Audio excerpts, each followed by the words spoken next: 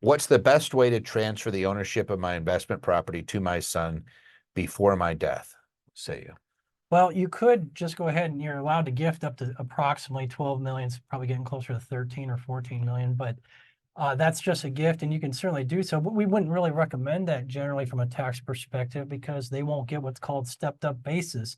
It's best to put it into a living trust so that if you pass, then it will automatically go to your beneficiary. And now they will get stepped up basis to the current fair market value. So if we must move it beforehand, you might want to just gift it, perhaps. Otherwise, we would really recommend just putting it into a living trust and letting them get the stepped up basis. Yeah, don't give your house to your son.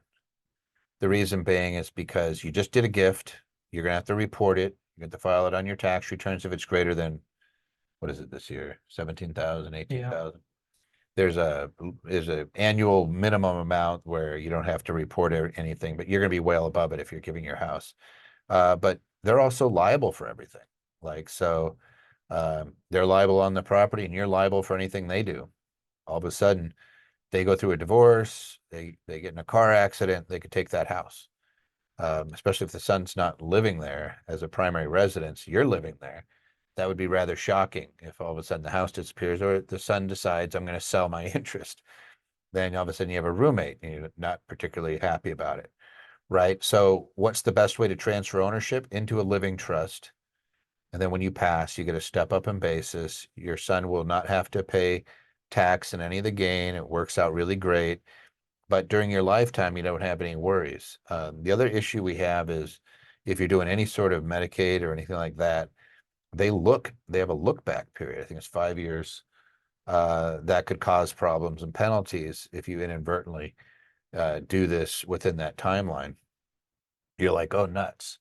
But I've just found like it causes way more issues to do this than just have a living trust and not worry about it until you pass. You need to have control of that asset in case something comes up in your life and you need to. The last thing you want to do is be later in life, have an issue, and have your son say, no, you put me on the property, it's mine too.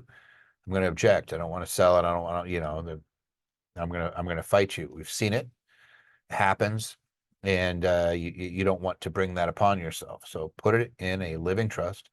If it's an investment property, put it in some sort of vehicle, either a land trust or an LLC. Make sure that it's protected so you don't have liability issues.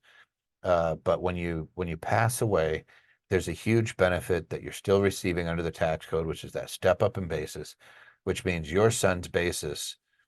Let's say that you bought a house for $100,000 and now it's worth $500,000. If you put him on that property and you pass, his basis is $100,000. If he sells it after you pass, there's $400,000 of gain. You're going to be paying tax on, it's pretty close to 23.8%. You're going to be paying tax of close to 100 grand. If you did nothing but put it in a living trust and you passed, your son gets it at $500,000, could sell it, pays zero in tax. So you just created a situation by gifting that's going to cost you 100 grand from your family in the long run, which is a big chunk of that asset. Before you say, well, that doesn't really happen. Yeah, I had a client where it happened to the tune of a building and there was 4 siblings and it was millions of dollars of tax that would have been avoided had they just not gifted. The accountant helped them gift it and it cost them millions of dollars in tax savings. And they weren't too pleased with the accountant afterward. The accountant, of course, had 20 excuses. Oh, no, I talked about this. I talked about that. He knew, da, da, da, da, da. No, he just told him, hey, we're worried about the estate tax. Let's give it. Dad passed away in a year when they didn't even have the estate tax. So all you did is cost the family, in their particular case, about $3 million. It was pretty nasty. So the kids were not happy. So here's the easy thing.